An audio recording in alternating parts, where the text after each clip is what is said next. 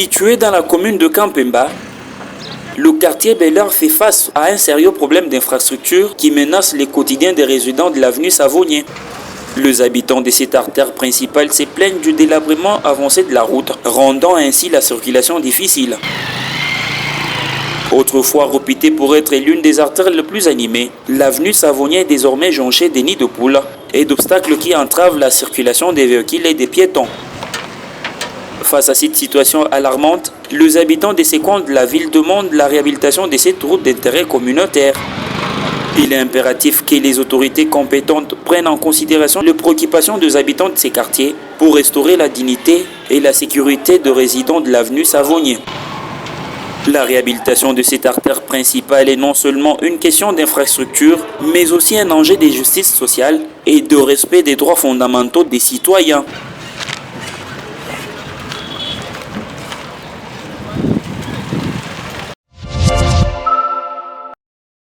L'irrégularité de la pluie pose d'innombrables problèmes sur les quotidiens de la ville de Lubumbashi. C'est le cas des agriculteurs qui voient leur culture de plus en plus menacée. Ce n'est plus seulement à Lubumbashi, il y a dans beaucoup de pays et d'autres villes de la RDC.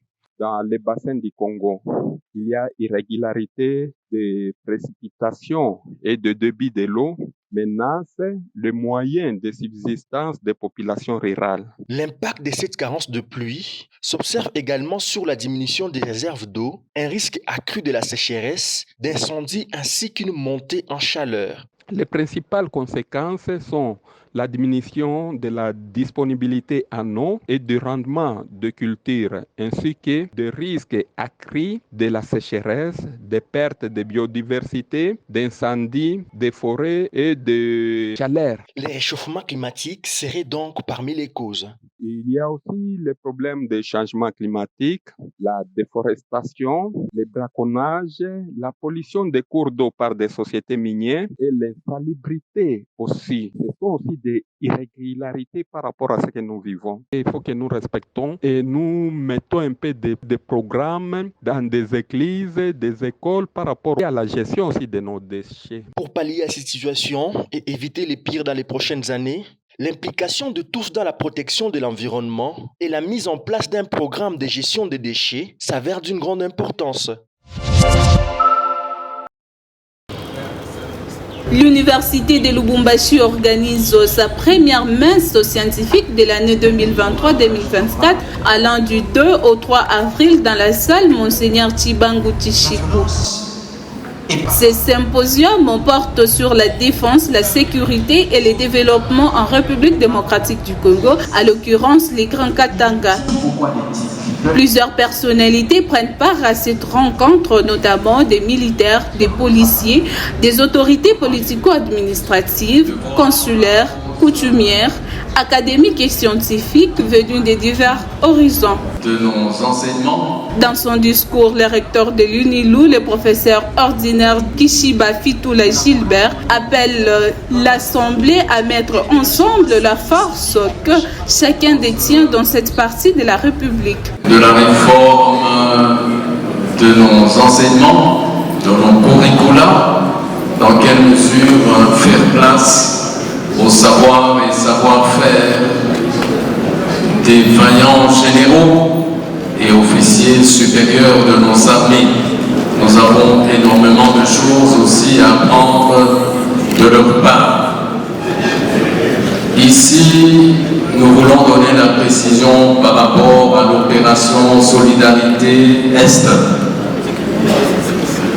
Nous avons lancé cette initiative à l'occasion de l'investiture du Conseil consultatif des étudiants qui regroupe la délégation générale des étudiants, la mairie générale ainsi que les présidents des promotions, leurs adjoints et tous ceux qui sont dans le service communautaire, universitaire, en ce compris ceux de ce que nous appelons le job student. Par ailleurs, la réflexion de cette conférence tourne autour de 6 axes. portant sur la gouvernance sécuritaire, économique, alimentaire, de développement et de la participation citoyenne. C'est ce genre d'action. Nous avons dit. Merci madame. Merci. La candidature de l'honorable Jean-Ladislas Umbalungange de l'INAFEC pour la présidence de l'Assemblée provinciale est une décision importante pour les partis. Cela montre leur volonté de prendre une place significative dans la politique locale. Reçu à Pamoudja Canal, les communicateurs de l'INAFEC, Eloge Kassato, répond. Le président national, c'est l'un des plus vieux hommes politiques à Lubumbashi. Il est des années 50. C'est quelqu'un qui a trouvé la population dans ses déboires, dans une souffrance. Alors c'est un homme de changement, il est venu apporter le changement et sans nouveau. Il pense développement, il veut intégrer la jeunesse au sein même du système parce que la jeunesse c'est l'avenir de demain et travailler avec la jeunesse sera un grand plaisir pour nous. Quels sont les principaux messages que les présidents souhaitent transmettre à la population et aux médias en tant que communicateur? Le président Lumbangue, c'est quelqu'un qui connaît les tourments de la population. Il a résolu le problème de l'impayement à l'Assemblée provinciale du Haut-Katanga. C'était au temps des mois. Il est venu en tant que père. Il a le souci d'aider, il a le souci de promouvoir la jeunesse. Il donne le meilleur de lui-même pour toujours donner le sourire à ses administrés, aux agents de l'Assemblée.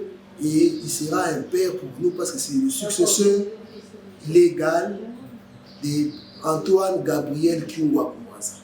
Il sera intéressant de voir comment cette candidature sera accueillie par les autres membres de l'Assemblée et quelles seront les réactions de la population locale.